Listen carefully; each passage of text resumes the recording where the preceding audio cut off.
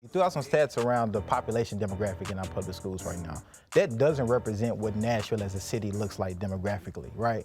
So what does a socioeconomic standpoint and how that intersects with race and funding play a part into that quality of education that Black and brown students either get or don't get based on where they're zoned?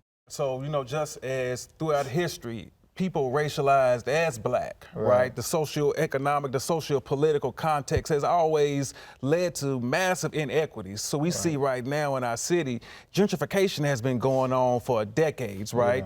When we have gentrification in our city, when we have Black families that are moving out of their indigenous areas to other areas of the city, it messes up the support system. It messes up the continuity of education within those family structures. So instead of all families going through the Pearl-Cone cluster, now you have families that started at Pearl-Cone cluster. Now they've been pushed out to Antioch and going to a different cluster, but their support system may still be in North Nashville. So it's hard to say that the growing demographics, the growing trends within our city isn't having a negative effect often on our Black families. Now, this is where, again, we go back to community. We go back to leaders in the mayor's office, leaders at the state government coming in and saying, how do we fix the housing trends within our community?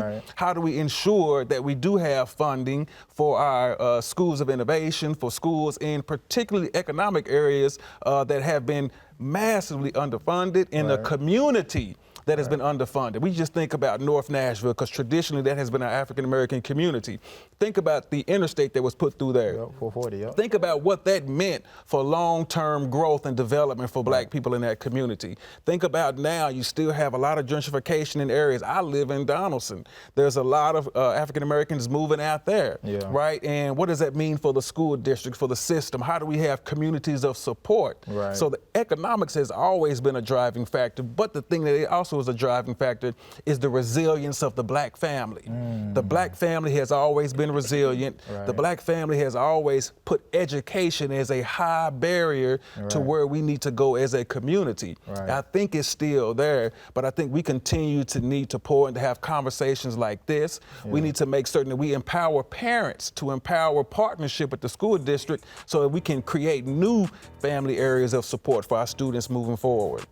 A Slice of the Community is made possible by the support of the First Horizon Foundation.